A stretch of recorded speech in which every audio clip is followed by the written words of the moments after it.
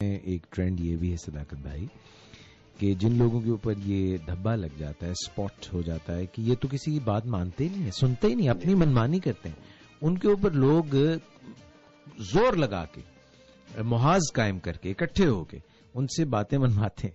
اور اگر کسی کے اوپر یہ ہو کہ یہ تو ساری باتیں مان لیتی، ایک تو یہ باتیں کہہ رہی ہے تو اس کی بھی، اور اس کے لیے پہلے سے وہ شروع میں جیسے ایک 10 سال کی لڑکی ہے تو اس کا یہ رجحان ہے کہ وہ 96% باتیں مان رہی ہے، پر اس نے دل میں ٹھانی ہوئی ہے کہ یہ 4 باتیں میں نے منوانی ہے، اور وہ وقتاً فوقتاً ذکر کرتی رہتی ہے یہ 4 باتوں کو چھوڑ کے جو بھی کہیں میں مانتی رہوں. اچھا صداقت بھائی، اس میں یہ بھی تو ہے نا کہ جس طرح آپ نے کہا کہ پرابلمز ایک دم نہیں ہوتے، ان کے پیچھے بڑی ہسٹری ہوتی ہے، اس وقت ہم نے ان کو اگنور کیا ہوتا ہے. یہ ہم پہلے بھی بات کر چکے ہیں اپنے پچھلے پروگرامز میں بچوں سے تعلقات میں، تو اس لیے ہم کئی دفعہ جو ہے نا بچوں کو جو سونے کا نوالہ بھی دے رہے ہوتے ہیں، شیر کی نگاہ سے بھی دیکھ رہے ہوتے ہیں، پر ان کی نہیں سن رہے ہوتے، ان کو ہم پورا انسان نہیں ماننے کو تیار ہوتے ہیں. جی بچے ہیں تو ان سے گفت و شنید بھی جاری رکھنی چاہیے، ڈائلاگ ان کی بھی خیالات جانتے رہنا چاہیے، اور ان کو اپنا اظہار بھی کرتے، اپنے خیالات کا اظہار پیرنٹس کو بھی ان سے کرتے رہنا چاہیے. یعنی ایک ڈائلاگ کا عمل جاری رہنا چاہیے so that we know what they are thinking and what we are thinking. اس میں جو کمیونیکیشن سکلز ہیں ان کا تو بہت بڑا ہاتھ ہوتا ہے کہ جب آپ پہلے سے ایک بات چیت کا انداز اختیار کرتے ہیں اور پہلے سے تیاری کر کے رکھتے ہیں، معلومات رکھتے ہیں کہ زندگی کے جو اہم فیصلے ہیں وہ کیسے کرتے ہیں اور ان پہ عمل کیسے کرتے ہیں، اور جو رکاوٹیں ہوں وہ دور کیسے کرتے ہیں. پھر وہی ول پاور کی بات آ گئی، اسکل پاور کی بات آ گئی، ذاتی لیول پہ بھی، اور دوسروں سے بنا کے رکھنا. یعنی ایک لڑکی کے لیے کتنا امپورٹنٹ ہے کہ وہ اپنی نیٹ ورکنگ کر کے رکھے، ماں باپ کے ساتھ بنا کے رکھے، بہن بھائیوں کے ساتھ بنا کے رکھے، پھوپھو تایا ماموں کے ساتھ بنا کے رکھے، اپنے کزن سے بنا کے رکھے. سچ گرلز ثاقب بھائی، ان کی فیملی میں زیادہ تر لوگ تعریف کرتے ہیں. دیکھیں جس لڑکی نے بھی شروع سے یہ ایٹیچیوڈ بنایا کہ دوسرے لوگوں سے بنا کے رکھنی ہے اور دوسرے لوگ اس کی پیٹھ پیچھے اگر تعریف کرتے ہیں تو وہ میکے میں ہو یا سسرال میں ہو، اس کا کوئی بال بھی باقا نہیں کر سکتا. صحیح. اصل بات یہ ہے کہ اپنی ذات کے اندر وہ اوصاف پیدا کرنا بر وقت، اور آنسوؤں پہ تکیہ زیادہ نہ کرنا.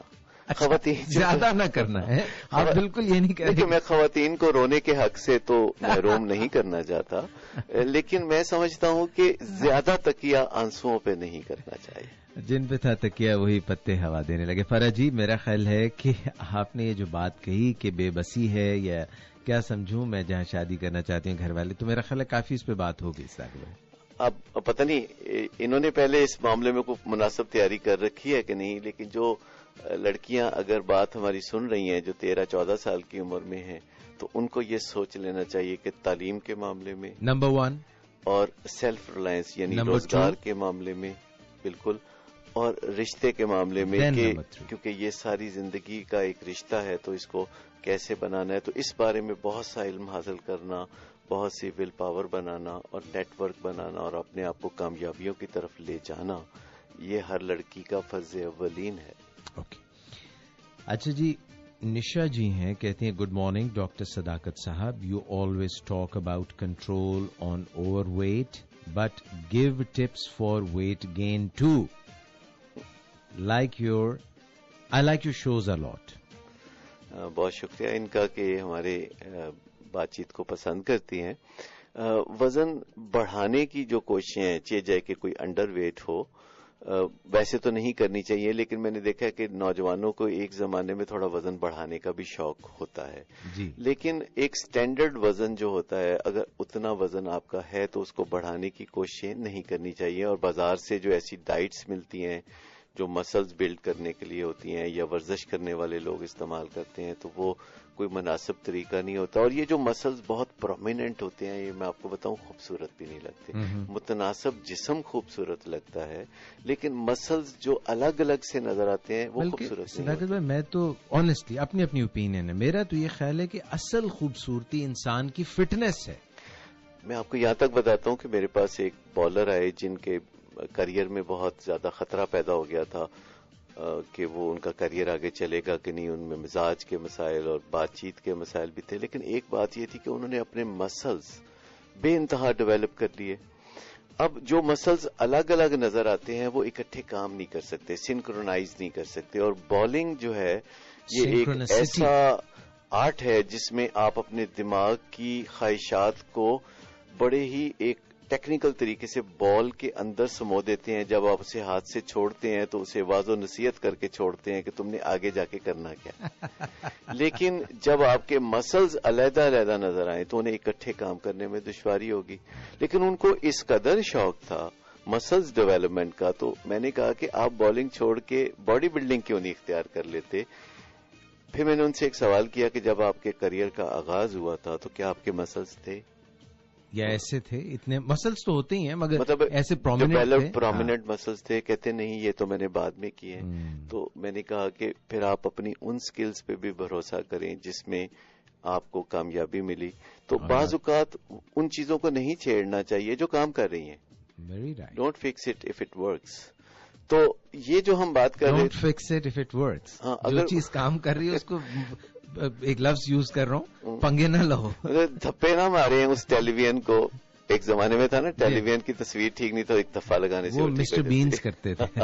یہ جو بات آپ نے تھوڑی دیر پہلے کی تھی اسٹرکچرل ٹریننگ کی, اور اسٹرکچرل طریقے سے اسکل پاور سیکھنے کا اسٹرکچر, اور اس میں یونیورسٹی جیسا آپ نے ذکر کیا تھا, یہ ذرا بتائیے. دیکھیے میں بات کر رہا تھا کہ اسٹرکچرل پارٹ جو ہے ول پاور کا اور اسکل پاور کا, یعنی کسی اسٹرکچر سے آپ کی ول بڑھے اور کسی اسٹرکچر سے آپ کی اسکل بڑھے. اسٹرکچر سے تو مراد ایسے جیسے کوئی عمارت کی بات کر رہے ہیں. نہیں, اسٹرکچر سے بات یہ بھی ہے جیسے ریوارڈ اینڈ پنشمنٹ کی ہم بات کر رہے ہیں کہ اگر ہم اپنے لیے سوچ لیتے ہیں یا کوئی ہمارے لیے سوچ لیتا ہے یا آرگنائزیشن ہمارے لیے سوچ لیتی ہے کہ اگر ہم یہ کام اچھا کریں گے تو ہمیں یہ ریوارڈ ملے گا. یہ تو رائج ہے طریقہ صداقت, ہر جگہ رائج ہے. بچہ جب پیدا ہوتا ہے ہم اس کو یا ڈرا رہے ہوتے ہیں یا اس کو کسی چیز پہ پچکار رہے ہوتے ہیں, کہتے باہر نہ نکلنا اللہ مارے گا.